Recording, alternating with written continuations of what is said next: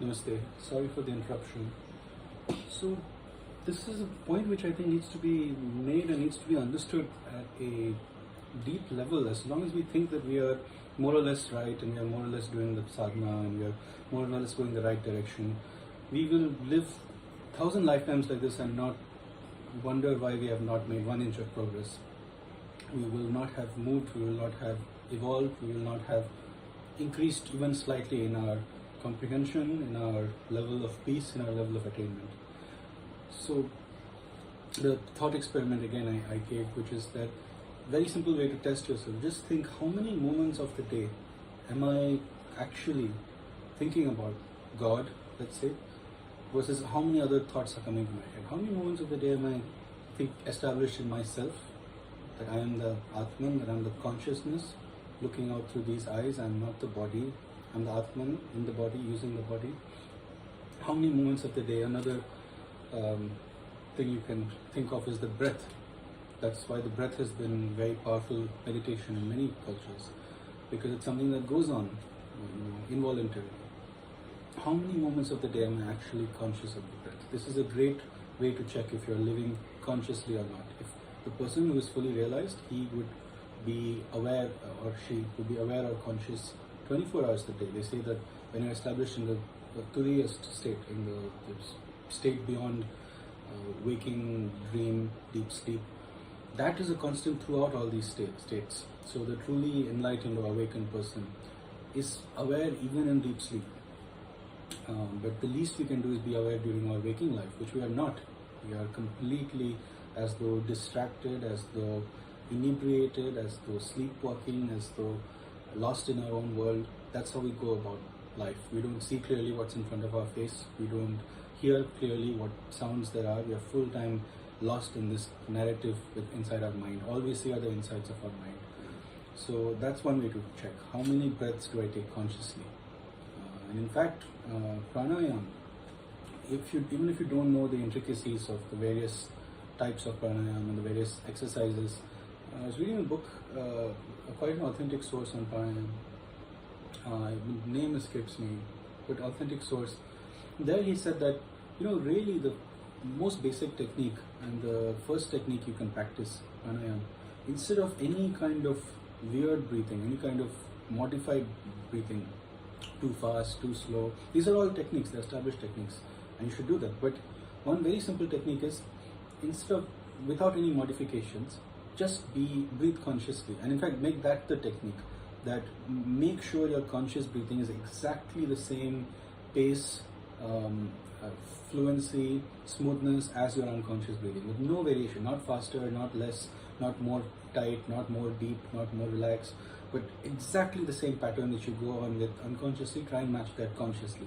This was written as a very powerful pranayama. It will take you far, and I'm sure it will, because all we have to do is bring greater quality of awareness to our lives. This is spirituality. Going about the motions, just having the correct name and form and surrounded by the correct books is not enough. You cannot learn maths by surrounding your bed with 10,000 mathematics textbooks. So what spirituality is about, what sadhana is about, practice is about, is bringing that quality of awareness, of alertness, of vigilance to your every moment of your life. That is, life is meant to be the arena of spirituality. It's not completely separate from this world, or unrelated to this world, or unrelated to your life. Your life is that exact, your life story is that exact story, where each turn, each twist, each plot point is perfect for you to realize yourself. Or not. If you have the awareness, yes, otherwise you can go through creating more karma. But your life has been designed that way, that it is most suited for your awakening, not somebody else's life. Otherwise you would have that person's life. God has put you in this situation, these parents, these circumstances, because this is the shortest path for you to realization, to attaining God consciousness.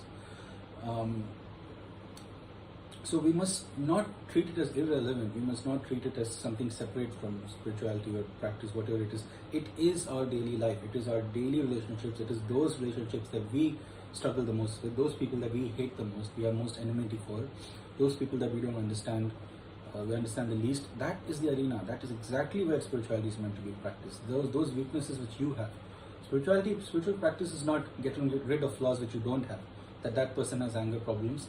I don't have anger problems, therefore I am spiritually evolved. No, the flaws which you have, those are meant to be transcended. Maybe I have gluttony. Maybe I like food too much. That is the place to practice spirituality, not in the thing which is not bothering you. So every moment is relevant. Every moment is specially sent here as a gift from God. Each moment as being perfect for you to awaken if you so choose. So that is how spirituality has to be viewed. That's how sadhana has to be viewed. Unfortunately, it's not. How many moments during the day are you aware of your sadhana, your japa, whatever it might be? How many moments? You delegate it to certain hours of the day and then you go about living life unconsciously. That is not spirituality. That doesn't help. This is why even meditation is warned against in many traditions, that really it's not that all that useful to go away into Himalayas and meditate, because then when you come back to worldly life, that's when you face the challenges which do irk your temper, and which do fuel your desire and so forth. It's very easy to go and compartmentalize and be peaceful in the Himalayas, but this is the Kurukshetra. This is why the Gita was preaching the Kurukshetra. Everyday life with all its challenges, that is the path.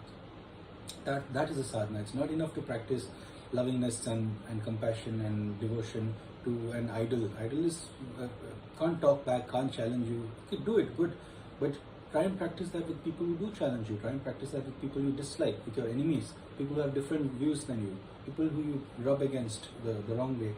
That is the arena of spirituality. That is where you're supposed to cultivate. Love thy neighbor, love thy enemy. That is hard. That's why we don't do that. That's why we relegate it all to one idol in the house. Rather than the danger is continually of doing it at a very, very superficial level, not at the deep level where it is painful, where it is challenging, where it matters the most, where we have the most to learn, the most to grow. That is where spirituality has to be practiced. Rather than having your WhatsApp DP as some God's picture, it's better to have God's image in your heart all the time as you go through the day. Have both, and it's even better. But I'm saying the latter is better than just having it as a picture and then forgetting about it. Rather than having the idol of God in one corner in your house, rather than relegating it there, better to have God's presence in your heart. Whatever you do, have the idol also, that's good. But main point is it has to accompany wherever you go. It's not that only that one corner is going to be God corner, temple corner, mandir, religion, spirituality. Once a day I do puja there and then I forget about God. In fact, that thing can become a hindrance when you become so complacent in the fact that, okay, I'm ticking the spirituality box by doing puja in that corner once a day, that the rest of the day I don't have to be aware, I don't have to be God conscious, I don't have to focus on my sadhana. So that is the point I'm trying to make, and it's so frustrating to see that it's become, for many people, spirituality just another label, just another hobby. There are types of people who like sports, some people like science, some people like music, some people like spirituality. It becomes just another hobby, another thing you can put in your CV or in your description of yourself on the social media. It's become like that. To be a Hindu means, okay, I have a certain type of name, which is a Hindu name. On so and so festivals, I message my family and friends, happy Shivratri, happy Hanuman Jayanti, happy this, and I go to certain places called temples, and I go around and I address God by certain names, and then I go home. That is what it means to be Hindu. The most superficial label, just like I'm a man, I'm a BSc graduate, I'm a whatever work, you're a businessman, and I'm a Hindu. It's just another label, another name and form, and it just means what attire I wear on certain special days. It means I play dandiya on once a year. It means I go to certain buildings that look like a certain type, like temples. It means I give my children certain names, Hindu names. It means on so and so festivals, so and so I message people saying happy, and I talk about God in so and so different characters. That is not what it means to be Hindu. What it means is to deeply internalize the core truths, the subtle concepts of some Sanatan Dharma in your everyday life, in how you eat, in how you talk, in how you work, in how you play, in how you interact with people. The teachings of the Upanishads, teachings of the Gita, teachings of, even if you have not read any of these things, you have heard Rama and you have heard Mahabharata, internalize those lessons. Try and be like Yudhishthira. Try and be honest like that. Try and be sincere. try and have the good qualities of Pitama Bhishma, of Arjun, have the Sharanagati of Arjun. Imbibe these qualities. It's not enough to worship Ram from afar, worship Arjun from afar, and then you continue being a dishonest, unscrupulous, insincere person.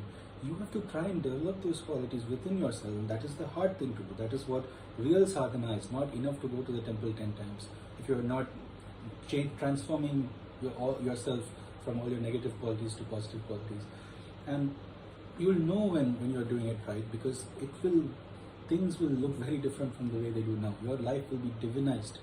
There will be a fragrance in the air. There will be a music in the air. Your personality will be divinized. People around you will see the difference. You will have a certain effect on your immediate family, on your neighborhood, on your country. The scriptures, it's written, especially in the Mahayana scriptures, I think I mentioned that, if a being who is an awakened being or a good devotee, someone who has progressed on the path, they will develop these siddhis, these miraculous powers. They will have resplendent beauty, natural beauty, not from any makeup. Their intelligence will increase. They will have, people will be attracted towards them, to their teachings. None of this I'm saying from an egoic perspective, that one wants to become very attractive and one wants to do that. What I'm saying is that we don't understand how asleep we are. We don't understand how much avidya we have, how much misperception, how much deluded we are. And so we live in this world steeped in Maya and Samsara. And so we don't understand that this world is founded upon bliss, Satchitanand, founded upon love. This world is made of love. Atoms are held together by love. That is the founding principle. The world is pervaded by divinity. Vishwam, Vishnu, the first two names of the Sahasranam. It is every molecule, every person, every fiber, every cell, every tree, every plant, every animal, every wall, table, chair are permeated with love and bliss. And yet we live such miserable lives, such confused lives, deluded lives, petty lives, small-minded lives, sad lives, dissatisfied lives. That shows how much we don't live in the real world. And so all we have to do is do the hard work, clear up the junk within us, and that divinity which is essentially part of the fabric of this world and part of your own nature. That divinity, it's not something which one has to attain. The sainthood, the qualities of those great saints, those great devotees, is not something one has to go somewhere and obtain. It's not something that one doesn't have, that one has to go and find or look for or develop. One has to just clear out all the mess in the way, and that will naturally shine out, because that is your essential nature. It is not the ignorance. The ignorance is like dust on the mirror. The essential nature of the mirror is pure, clear, reflecting.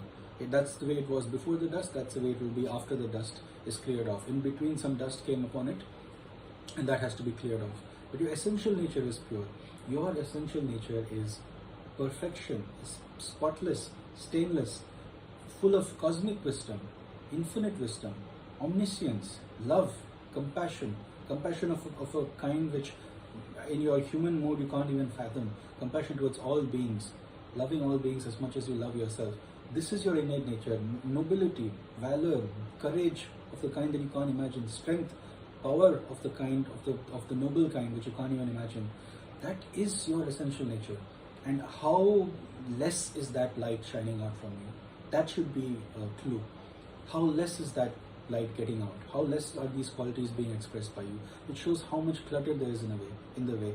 It is like someone who lives in a dark and dingy house and has closed all the windows, closed all the curtains, and lives in complete darkness, and then gets a vitamin deficiency. Is it vitamin D or whatever it is you need from sunlight, and is complaining about that. Open the windows. You are the one who has shut them, drawn the curtains, or step outside. No one is forcing you to stay in that dark and dingy place. Sunlight is streaming everywhere. The sun is continually shining upon the earth. That is God's generosity. That every second, that beneficence, that bliss, that joy, that love, every second is available to you, just like the sunlight is. You have gone and dug a hole so far deep and sat inside that cave, underground cave. That is why you don't see it.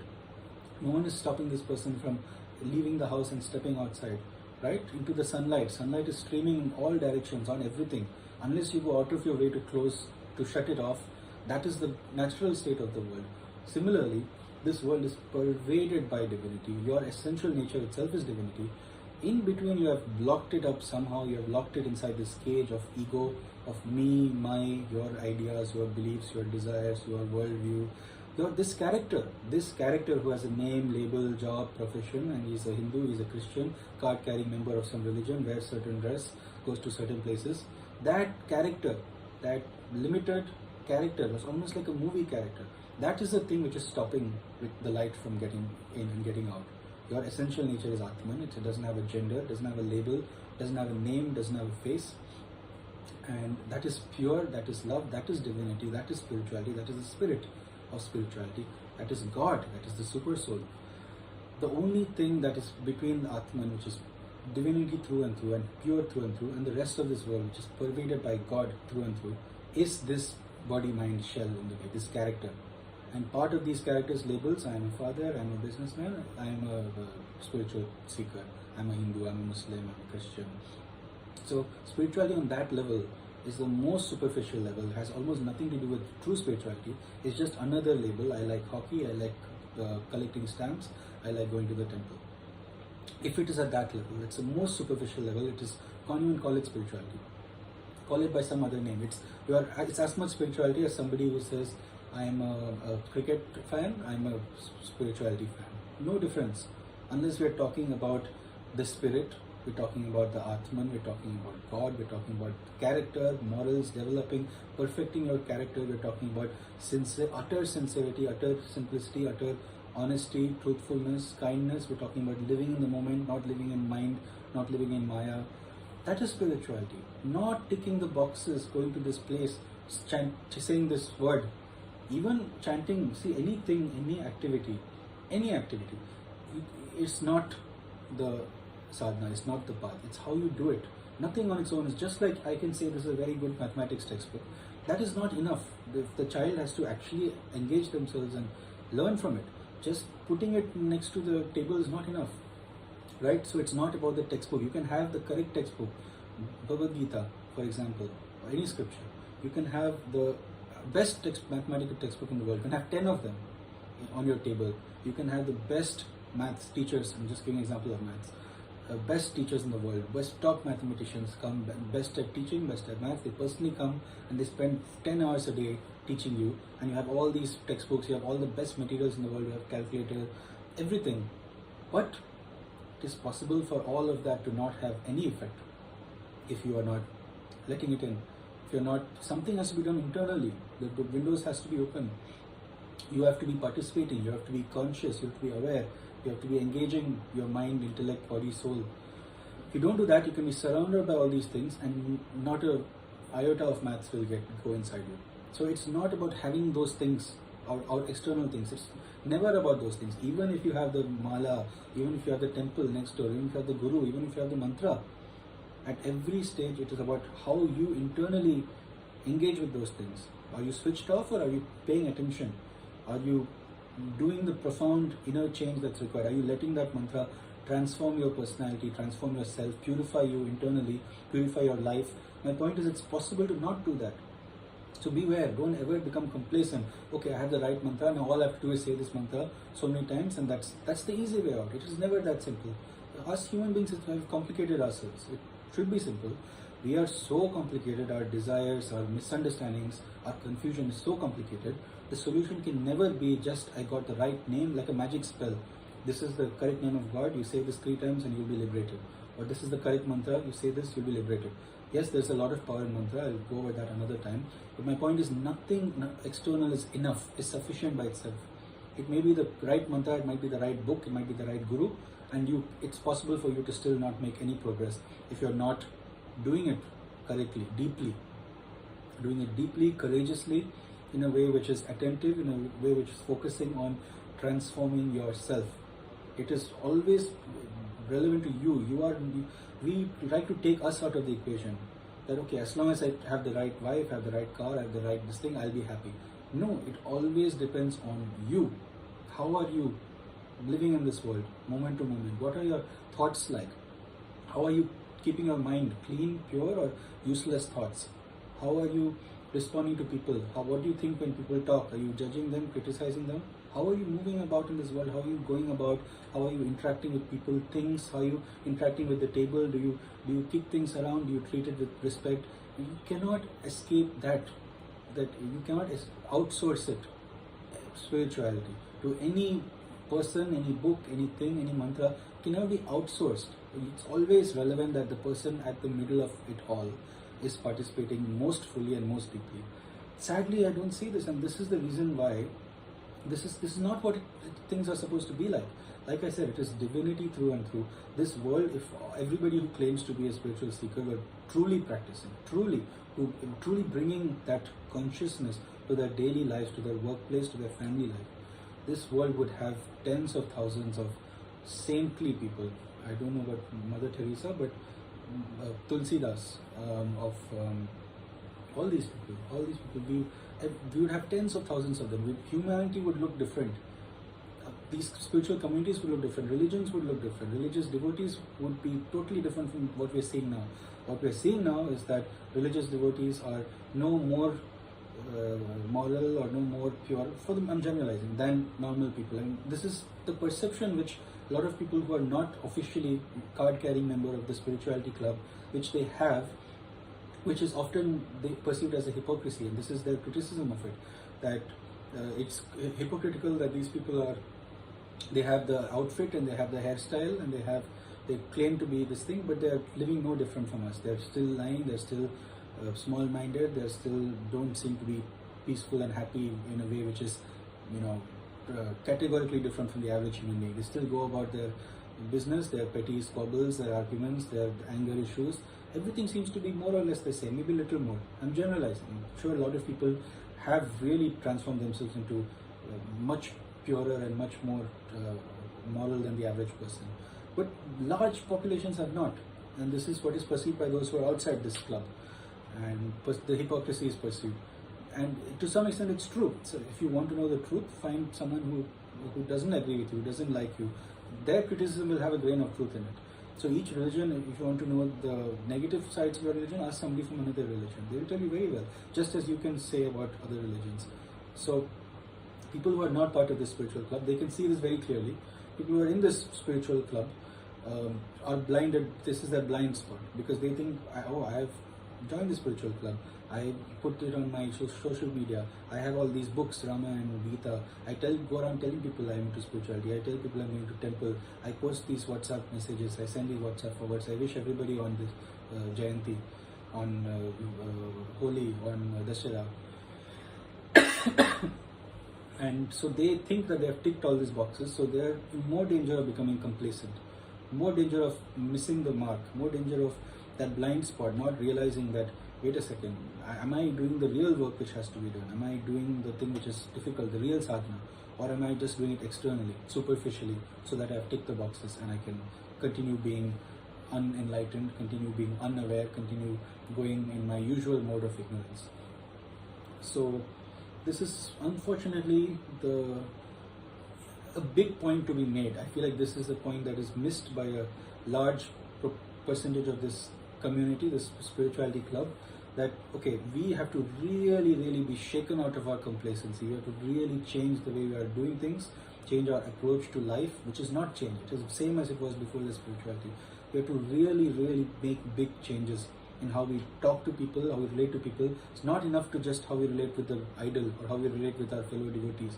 How we talk to other human beings, what we think of the world, how we think, how we talk, speech, thought, action has to fundamentally change. Our views, our desires, our motives, we all human beings, every second of our life we are driven by karma, by certain motives, certain desires, ambitions. They can be short term, I want chocolate, I go out and buy the chocolate. They can be long term, studying, putting a lot of time and effort for many years, going to school, going to college, get a degree so that I can get a job, so that I can get the kind of life which I want, which I think will make me happy, get the kind of life which I think I want. So we invest 10 years, 20 years, so that different motivations are there, different ambitions are there, short term, long term. Every second of our lives, we are governed by these. I want something else. That's why we do anything that we do, because we want something. or we are running away from something, afraid of something. We want raga, dvesha, aversion or desire, craving. Anything that we do, it ultimately boils down to that we're trying to get something, trying to get the job, trying to get that partner.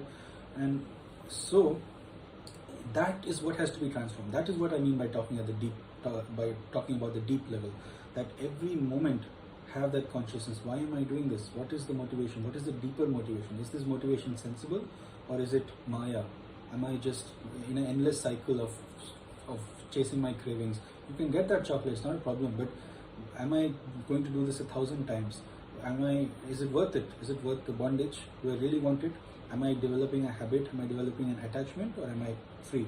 Am I having this chocolate with the attitude of detachment, with the attitude of sthita prajna, equanimity, or not? Am I getting very attached to it?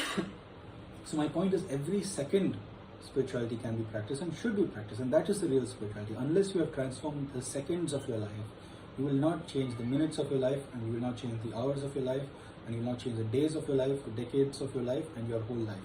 The whole life is made up of seconds. So that is where the work has to be done. That's where the sadhana has to be done. Not 1 day a week, not 1 hour a day, not one portion of the day. Every second, as you walk, as you think, as you talk, why am I saying what I'm saying? What am I trying to achieve? Is it good for me? Is it according to dharma or according to selfish desire, egoic desire? Is it going to help people? Anything, any word you say to someone, am I just doing that as a reaction? Am I doing that as a criticism, as something negative? Am I trying to make them feel bad? Am I trying to manipulate them? Am I trying to get something out of them? Am I listening to them? Am I trying to just throw my opinion on them? Am I trying to, that is the sadhana. Or am I using each word in a way that is going to help people and spread love and divine knowledge and compassion? Be vigilant with each word. Am I just idly gossiping, or am I saying the thing which will help them, not just the thing which is easy for me to say? It's easy for me to just retort, to just argue. So that is, the consciousness has to be brought to that level, that deep down level of every time you open your mouth, think before you speak, they used to say.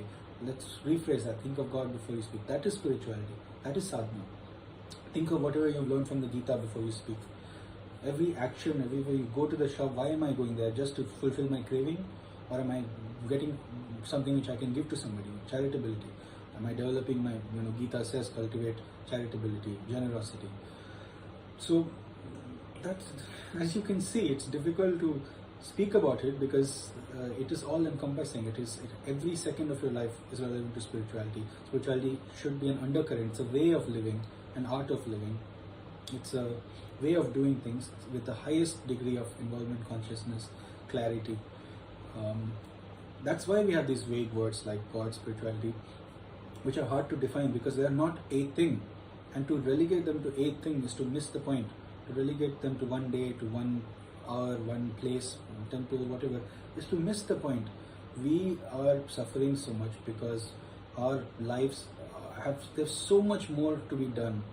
We are so far behind on working on ourselves, on knowing ourselves, understanding God. There's so much more transformation to be done. That is why we are suffering so much, and that is what life is trying to show you, teach you, tell you. Each time something happens and you suffer, you're not suffering because something external happened, because the world did something and therefore it's not your fault, you just had bad fortune. No, you are suffering because you have not progressed in your sadhana enough such that you have an equanimity type of attitude when something negative happens. That is the reason you're suffering, that you have not progressed enough in getting rid of raga dvesh. That's why when something you don't like happens, you intensely suffer. That is why you are suffering. So we don't get the hint. Every second life is trying to tell us that look, it is relevant, it's in your hands, you're suffering because of you. Don't continue to sleepwalk through life. Take this as a hint to wake up. Life is trying to shake you awake. God is trying to help you. So we should take that hint and understand, oh, okay, this means that here is where I should practice my spirituality. I got angry at the person, we are arguing about something. I'm not angry because they're the other religion or they're the other caste, or I'm angry because, oh, here I have some progression left. My progression is not about finding faults in them. Oh, here I have some more work to be done. Here is where my spiritual sadhana has to be done. Like that one has to live. Like that one has to live. It is not enough to tick all the external boxes. So I hope I made that point. It's important to make, because again and again, how much I emphasize, it's not enough, because we only know the life the way we know it. We think this is normal. The point I'm trying to make is, one day we realize we are so far away from where we ought to be. This is not what life is supposed to feel like. This is not what the world is supposed to look like. Especially if we believe ourselves to be practitioners or seekers or sadhaks. We are really, really far. There's a lot of work to be done, and we are not doing it because we are lazy, complacent, and for the most part doing our sadhana on a very, very superficial level. It's a generalization, and I'm sure it's true for a lot of us. We are doing our sadhana on a far too superficial level. This is the takeaway from this, what I'm trying to say. That whatever it is, our sadhana, whatever we think we are doing or we know that what we should do, at the end of the day, our transformation, our sadhana is happening at a far too superficial level. That is why things are stuck. That is why the huge leaps of transformation which are supposed to happen are not happening. So what you have to do then is to really bring the sadhana down to a deeper, deeper, deeper, deeper level. Very deep level, where it changes your every second, how you think, how you act, how you talk. So I'll end there. It's long enough. Maybe next time I'll pick up some other theme, because we need some topic to use as a springboard. Maybe we can talk on the self or the world, life, death, these things. But this is my point for today, that whatever don't be lulled into a sense of complacency by thinking you're on the right path, you're doing your sadhana. Always be vigilant. It's ever hard. It's ever relevant. It's always the most difficult things, always outside your comfort zone. It always requires your full participation of your highest level of intellect. It is not something that can be done on autopilot. It is not something external. It is not something that can be outsourced. Okay, thank you.